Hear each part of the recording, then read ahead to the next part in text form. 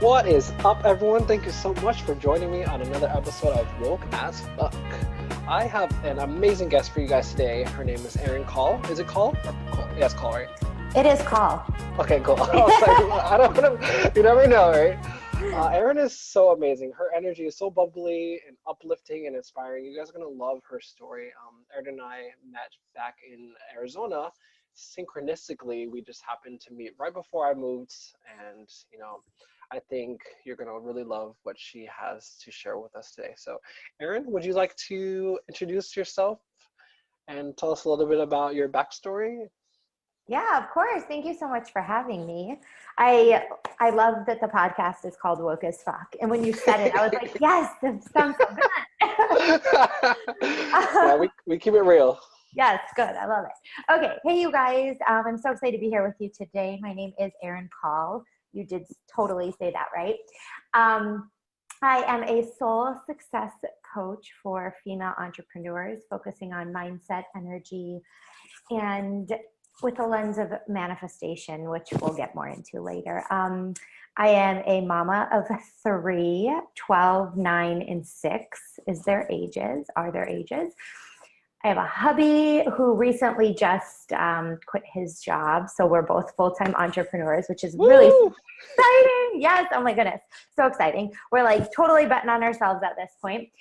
And do you want me to tell a little bit of my background story? Yeah, please. Okay, absolutely. So my son is 12 and a half. I actually had him when I was 17 years old. And from that point, I was a junior in high school, I believe. I believe that from that point, like this whole journey of really beginning to kind of like condition myself even more and then decondition myself to get to the point of where I'm at now in my life and business journey. That's kind of where it all started. So I was a junior in high school. I had him when I was 17. I graduated high school a year early. Thank God that I was like, semi-book smart. I was able to do that. And I went to college when I was 17. I worked full time. I had him. I would literally work till midnight and go to school the next day. Like I was just, hustle, grind. That's all I knew because I was like checking the boxes of doing what I was, supposed to do. From there, I met my husband. We had my daughter, got married, bought a house by the time I was 20. When most people are out partying and experiencing and doing life and all the things and figuring out who they are, I was like, checking all the boxes of like, okay, mom, school, wife, house, job. And, that became my identity. While I was still in school full time and I had both the kids, I got a corporate job. And that job paid really well. I promoted within that job fairly quickly. And at first, I think I liked the external recognition that I got there and like just feeling like I was being paid well. And so I caught myself. Yeah, you made it. Yeah, like, oh, this is what it's supposed to be. Even though like in my soul, like I knew, no, this is not it. So to keep the story fairly short, I after being there about 3 years, can't believe I lasted that long. I literally had that like line in the sand moment where I looked at my husband. I was like, I can't do this anymore. Like my soul knows that I have gifts to give and things to do. And like sitting inside of a gray cubicle where you like put pictures on the wall, to make it like pretend you want to be there when you really don't. It's like not what I signed up for. Like, this is not the shit that I want to do with my life. Like what the F's happening? So I kind of was telling you, divine intervention, my safe plan was that I was going to go part-time at my job. And, like I said, synchronicity, divine intervention, whatever you want to call it. They were like, yeah, we don't have any part-time positions with what you're doing. And I was like, all right, I quit then. Like, so I decided with zero plan in place, like willingly leaving behind the paycheck, the safety, the health insurance, all the things. I think I left out the part where I was also pregnant with our third son. And I walked away from that job with literally no plan other than I'm going to figure out what I want to do with my life. I'm going to be in school full time, take care of my kiddos, and I'll find my way. Like there's always a way. So I would sit and like, well, like everyone kind of has a story of how they got to where they are, right? And I would sit in my college classroom and I would like doodle, like, business ideas. Like, what do I want to do? And I really had no idea, but my soul always had this like knowing that I was going to empower women or inspire women. And I think I knew that from when I got pregnant with my son, because I was like, okay, God, divine, universe, source would not give me this story if it wasn't for the greater good. Like there's no way. Like people don't struggle through things to then not have a gift to give. So like, yeah, it's like part of your success story. I love that. Yeah, for sure. And like you can shift through challenging things and make that part of your story, right? And so I knew that was part of it. So I opened a brick and mortar business, which was a spray tanning business, and I loved it. And I was, successful at it. But I think that was like me really learning like business, how to run a business, how to do Google ads and build a website and all of like the marketing things and real actual marketing. And then we were moving across the country. So when we moved across the country, I was like, okay, now I'm going to have no income because I have to build out my business again, build out my clientele again.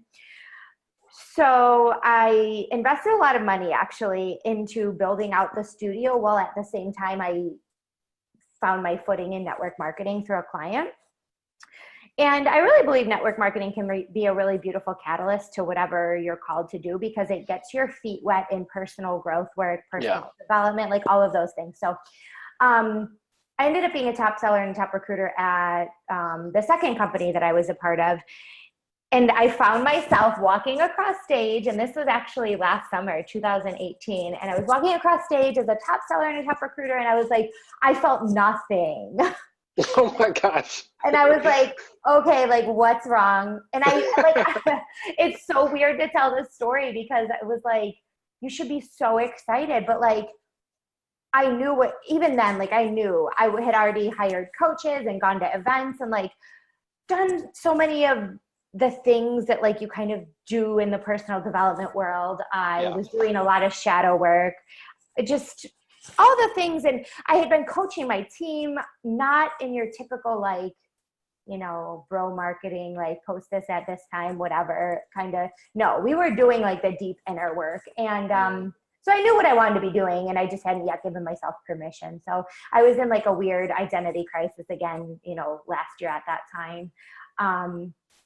And then towards the end of the year, I just gave myself permission again to walk away from something that just felt like it wasn't serving me.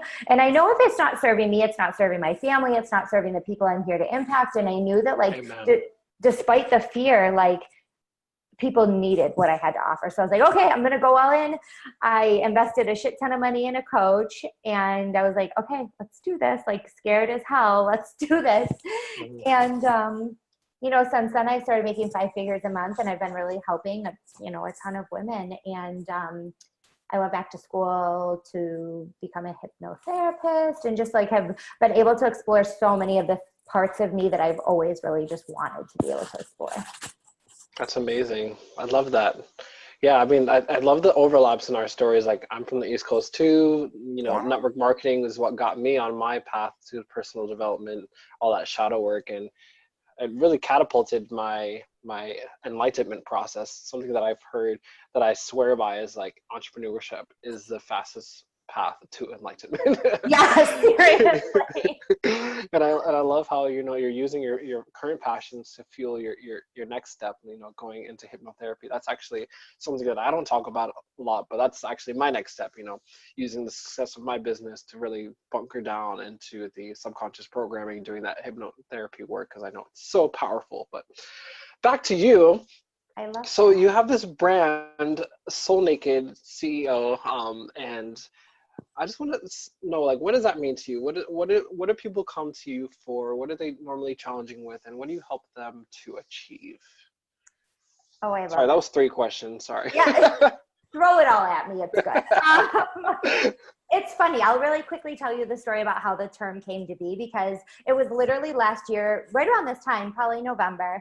And I was sharing with my network the fact that I was on a live video, and I was sharing that I was, shifting from network marketing to coaching and how I could help them, and really where I was at inside and everything. And I said, it's like I'm standing here soul naked. I have nothing to fall back on. There's no company, there's no products. Like this is just me, like bearing it all, right? Wow. And so it was never meant to be my brand. Actually, at the time, I think my brand was called Spiritual CEO. So it just came out, and people like started commenting and saying like, oh my God, what is that? Blah, blah, blah. And so like it stuck, and I was like, oh my goodness, this is it. Like that, That's you so know, cool. it wasn't ever intentional. I mean, of course, like there's no such thing as random, but so that's how it came to be. And when I said that, what I meant was like, I'm peeling back the layers that have been masking who I really, truly, deeply desire to show up as in the world because of fear and conditioning and shoulds and woulds and need tos and all that stuff.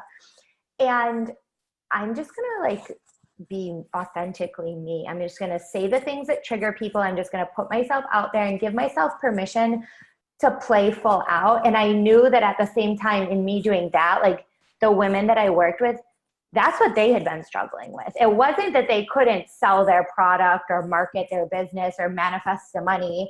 It was not what they were doing. It was who they were being. So getting soul naked in my mind and soul is the foundational work that needs to be done so that you can be in alignment with the thing that you want, removing the barriers that essentially are between you and it. So then you can be a match for it. And you can't do that when you're masking who you really are and not even giving yourself permission to like play full out. Yeah, totally. I love that so much. And that's what I swear by. And I actually made a post about that a couple of days ago. It's like strategy and mindset will only get you so far, but if you don't have that soul development, if you're not peeling back those layers, it's a midlife crisis waiting to happen. So yeah. I love how, you know, doing that foundational work, doing that inner work is so important, and I commend you for that. That's so amazing. So how would you say, other than getting a coach, like what are some of the some of the ways that people can get more in touch with their soul? Like what is something that worked with you? Maybe even getting a coach is so pivotal and so important as well, but what are some things that you would recommend? Yeah, of course. Yeah. And even with having a coach, like doing all these things that we're going to share with you is super important because there's so much noise like nowadays, right? We're all, especially if we're running our business online, you know, there's so much noise and we can be distracted by comparison and what everybody else is doing and all these things if we are not in alignment and if we're not tuned into like ourselves and our deepest desires and what we're here to bring to the world. Because I believe that like you wouldn't have a desire that you didn't have the ability to manifest, and you wouldn't have a desire if there wasn't like a match on the other side of this. You know what I mean? Preach. Someone needed it, and that's why you have the desire. Ooh. So there's a match, and when you remove all the effing noise, then you get to be a match for it, right? Yeah. So with that being said, number one thing for me is journaling. I love to write. I love words, you know, and so quieting my mind and being able to like introspectively journal, right? When I feel like there's a block, like what's the block? Write something down. And a lot of people, I don't know if you get this with your clients, but a lot of people will be like, well, I don't know what to write. So I give them journal prompts. But even when you don't know what to write, you can literally write, I don't know what to write. I don't know what to write. And like, if you keep writing that, something will come through you. You will be shocked. Yeah. You just got to start. Yeah. Like literally put the pen to paper. I don't care if you write like, I don't know what to write or 1, 2, 3, like something will come out. You just have to get it like flowing. Meditation, which a lot of people say, like, especially if you have ambitious entrepreneurs, they're like, I don't have time for meditation, or I don't even know where to start. Literally, there are so many guided meditations. I know I have some. I know there's on YouTube. I'm certain you have some where you can just sit with yourself. Even if you start with 5 minutes, you have to quiet your mind long enough. Like your intuition cannot speak through a cluttered mind. It just can't. And the last thing I would say, like for me, it's about getting out of my head and getting into my body. So like aerial yoga, dancing, like anything that like allows me to be present in my body and not in my head, because a lot of entrepreneurs will like overanalyze everything. Yeah, living in that headspace. Yeah, totally. Yep. So I would say those three things are things you could do at home that are super simple. Oh, and grounding. Put your feet in the grass, like bare feet in the grass. Like just connect yourself to like the source that's greater than you. I love that. I mean, just going back to everything you said, journaling, for me, sometimes I don't feel like I want to write down pen to paper. So, you can download an app on your phone. And if you're like more of a talking person, like talk to your phone, like make little audio recordings that you can go back and listen to and potentially transcribe later. If you're more of a talker, if you're more of a feeler and you just need to talk about it, that's definitely one way to do it. And then going into meditation, even deeper than that, is getting like guided meditation with a facilitator, doing the inner child work, getting a hypnotherapy. That is really super powerful work. Like outside of therapy, hypnotherapy, I think the statistic is like what, 70 to 90% more effective than talk therapy. Like, it's crazy. People aren't utilizing this stuff. Yeah, because people question it. Yeah, big time. And that's been the biggest profound change in my life. Like I think I took the most massive changes in my life after sitting down and doing guided meditation with a facilitator or doing some kind of hypnotherapy. We're getting in touch with these subconscious beliefs that have been hiding, have been wanting to express themselves from even in our childhood. And, just sitting in meditation, sometimes it's not enough. And if you really want to do that deep work, you gotta, like you said, you gotta peel off those layers. You gotta go deep. You gotta get soul naked. Yeah, totally. No, hypnotherapy is amazing because it's distracting your conscious mind so your subconscious mind can come to the forefront and you can reprogram the beliefs that aren't serving you. Yeah, big time. It's very powerful. Yeah, there's so many tools that we have at our fingertips now to shift our mind and our perception and our ability to like be in that abundant state of believing the things that we want are possible. And a lot of them are free. Right, well, totally. Yes, yeah. You can access a lot of these. Yeah. Yeah, it's amazing. Yeah, a lot of people will come to me and they're like, "Oh, I don't have the money to invest." I'm like, "Boo boo, you can start like right now. Hit up YouTube, guided meditation, like get started, get the momentum going. Like, don't just sit there because you have these perceived blocks of, oh, I don't have enough money, I don't have enough time. That's when you really need to start doing this inner work. Is like, how long do you want to live in this space? How long do you want to repeat these patterns? How long do you want to continue to struggle and be at war with yourself? And yeah, I mean, yeah, no, yeah, don't even get me started about how money is an amplifier. That is like my favorite thing to say. Money is just an amplifier. Yeah, what does that mean to you? That's actually a good point to bring up. Yeah, for sure. So like money is just an amplifier to what's going on below the surface, because money is just energy. It's like people are like, money doesn't grow on trees. Yes, it fucking does. It's paper, right? I get it, because like that was one of the most profound like shifts for me was like around money mindset, right? But like when I say money is just an amplifier, I'm talking about the fact that like it is just amplifying the lack of belief that's below the surface or the questioning of our ability, right? Because if I were to say to somebody, like, if you knew without a doubt that you would get the results that you're looking for, like, would you invest, right? Yeah. And most people are like, well, yeah, obviously I would find a way, right? It's not about the amount of resources we have. It's about the lack of resourcefulness that so many people have. And I get that everyone has different like money situations. So I'm not saying that like, if you have zero money, you should go out and invest $50,000 and that's going to be your answer. Like, that's not what I'm saying. Yeah. But what I'm saying is if there's something that you feel like you don't have the resources for, like, money is just amplifying the lack of resourcefulness. So I would ask yourself, like, how resourceful are you willing to get? I was willing to get a fucking part-time job as a waitress when I wanted to go to my first Tony Robbins event to save up the money. Like I mean, at that point I had 3 kids and like, I didn't want to be waitressing, but I did it to make the money to go there. You know what I mean? So like, exactly. I think that you can always be resourceful is the point. No, yeah, big time. And I feel like I don't like to say it's like a sacrifice, but it's like almost showing the universe, showing yourself, showing your higher self, like how serious you are about that change, you know. I Hmm. I literally like lived in my car to save money. I've done crazy Yeah. things, you know, worked two jobs. In Hawaii, I had one job on one side of the island, and I had another job on another side of the island, and literally like was working 7 days a week. But it's like how resourceful can you get? Because there's always going to be a way, and it's really Always. about in getting in touch with those beliefs and having those shifts in mindsets and really allowing yourself to think outside of the box and then take action to go for it. You know, something's going to change. It has to. Oh, yeah, of course.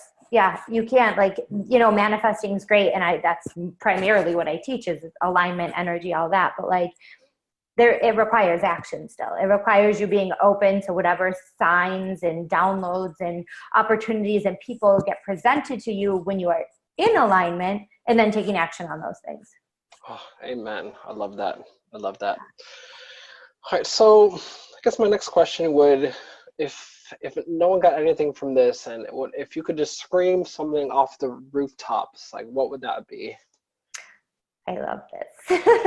And I'm gonna send kudos to you for almost like reminding me of this through this process, even though I've always known it at my core. But what I would say is be willing to let go of the shit that is not serving you so that Mm, you can go after the life you really want. Be willing to let go of the things that you think might be keeping you safe.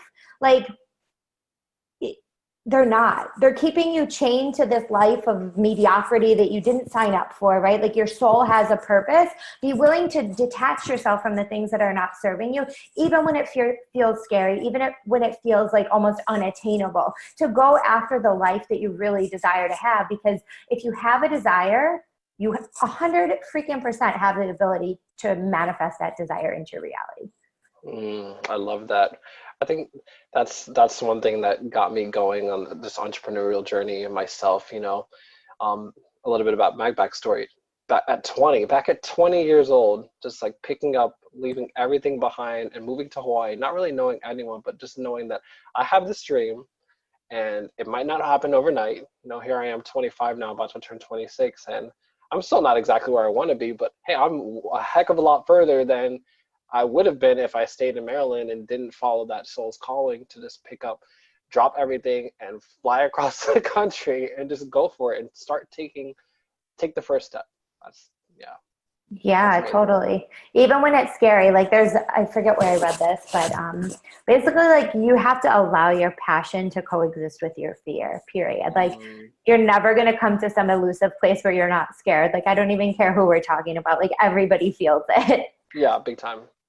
Yeah, Big time. Yeah, there's this misconception that people that see massive success in their lives and in their business have no fear. It's like, no, boo boo. Like, people are still scared, but they're showing up and they're doing it anyway because that they know the payoff is a lot bigger than the risk of not going for what it is you want in your life. totally. Yeah. And your ego is going to try to keep you safe, but it's, That's a whole other conversation. that's a whole nother.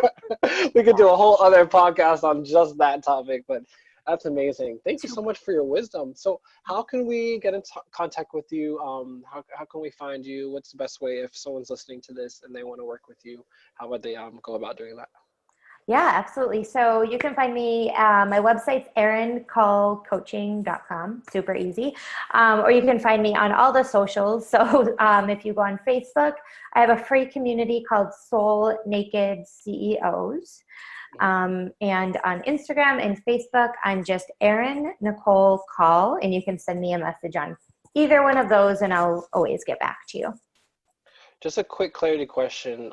Yeah. Who would that Soul Naked CEO group on Facebook you said is a free resource? So who would that most benefit? That would most benefit if you primarily women who already have a business, Mm-hmm. but they're catching themselves feeling like they're banging their head against the wall, right? They're doing all the things and they know they have a purpose, but they're not letting themselves fully be seen because in fact, they're not fully seeing themselves. So they know that that next level is like, oh, right there. And they want to do the inner work, the mindset work, the energy work to get into a place of alignment so that they can actually manifest the things that they want and become a match for those things. I do have some aspiring entrepreneurs in there as well that like know in their soul that the next level is right there on the other side. But mostly it's for entrepreneurs are kind of looking to step into that place of more like ease and flow and manifesting their desires. I love that. I love that. Well, thank you so much for being here. Thanks so much for your time and sharing your story with us. This was so fun, so fiery, and I feel like we could go on for hours, but we're gonna cut it off right now. So thank you so much for being here. Thank you so much for having me. I appreciate it. All right, you guys, thank you so much for joining us on another episode of Woke as Fuck, and we will see y'all next time.